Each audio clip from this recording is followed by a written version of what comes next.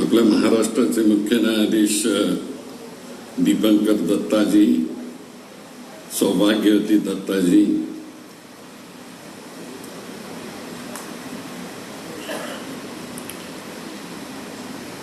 आज या ठिकाणी उपस्थित असलेले आपल्या सोलापूरच्या बारमधून गेलेले जस्टिस जोशीजी, जस्टिस जामदारजी,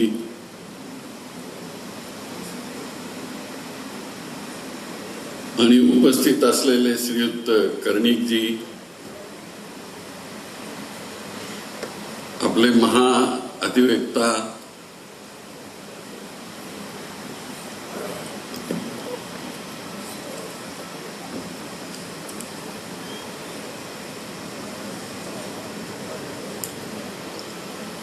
आशुतोष कुंभकोणीजी, ज्याने आता सुरेख भाषण केलं ते जायभाईजी, श्रीयुत मिश्राजी,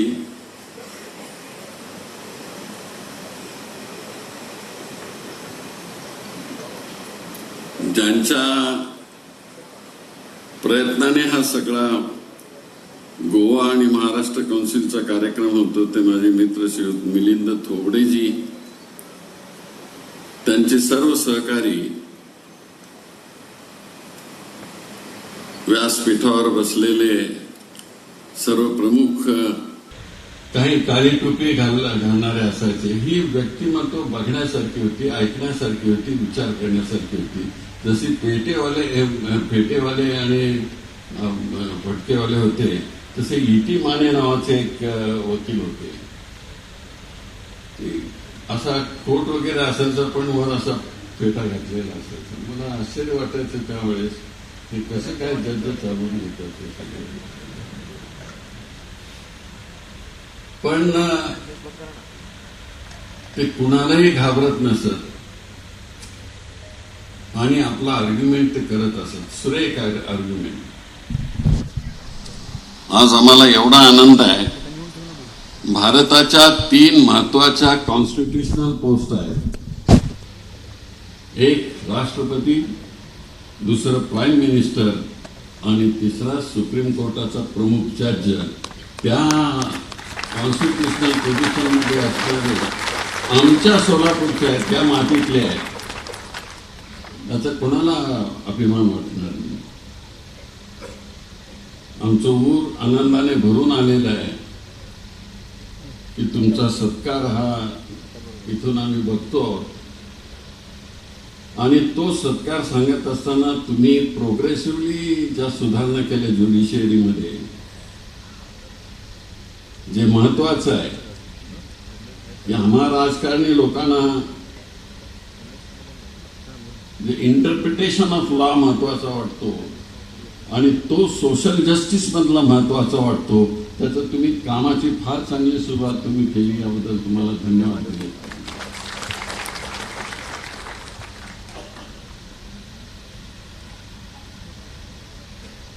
ललितजी, आम्ही सोलापूरची माणसं, पण तुम्ही इतिहास निर्माण करून गेलात सोलापूर करता.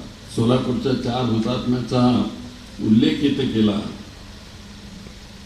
त्या 4 हुतात्म्यांनी देशाच्या स्वातंत्र्याकरता आपला प्राण दिला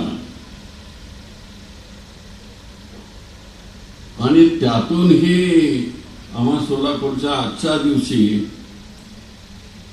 4 ही रत्न आम्हाला सोलापूरला मिळाली. मी स्वातंत्र्याचा प्रसादच समजतोय. जोशी, आमचे जमादार आणि कुंभकोणी आणि आपण, ही 4ही रत्न आम्हाला फार महत्वपूर्ण आहेत. आता माहिती नाही परत कधी आम्हाला अशी संधी मिळेल ती. पण श्रीयुत मिलिंद थोबडेंनी एक नवा विचार घेऊन ते आपल्या कौन्सिलमध्ये काम करतात. त्यामुळे अशा नवीन असे ट्रेन झालेले वकील तयार होतील आणि उद्याच्या पिढीला ते मार्गदर्शन करतील. कारण आपण म्हणालात मिलिंदजी, तुम्ही की खेड्यातून आलेले आणि विशेषतः दलित वर्गीयांच्या मधले जे आहेत ते घाबरतात बिचारे दलित वर्गीयांच्या. त्यांना इंग्रजी बोलता येत नाही. मी चपराशीचा बारमध्ये मेंबर झालो, मलाही घाबरत होतो. आता खरं म्हणजे मी जरा तुम्हाला मी काय आहे हे दाखवण्याकरता इंग्रजीमध्ये बोलण्याची इच्छा होती, पण म्हटलं मातृभाषेत